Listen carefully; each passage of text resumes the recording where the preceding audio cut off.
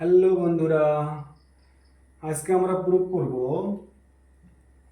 Proof that 2 equal to 5 2 equal to 5 হয় না, আজকে আমরা প্রুফ করব। দেখুন না, আমরা লিখতে পারি যে 0 ইকুয়াল টু 0 0 সমান সমান 0 হয়, আমরা সবাই জানি। ঠিক আছে, তারপর যদি আমরা 2 মাইনাস 2 করি, তার মানে 0।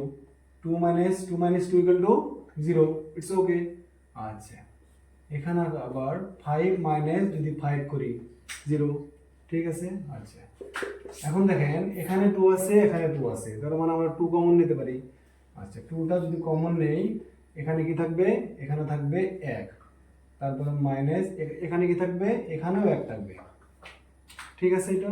আচ্ছা, ইকুয়াল এখানেও 5 আছে, এখানেও 5 আছে, তাহলে আমরা কি করতে পারি? আমরা 5টা কমন নিতে পারি। কমন, তাহলে এখানে কি থাকবে? এখানে যদি 5 কমন নেই, এখানে থাকবে 1 মাইনাস এখানে থাকবে 1। ওকে, ঠিক আছে।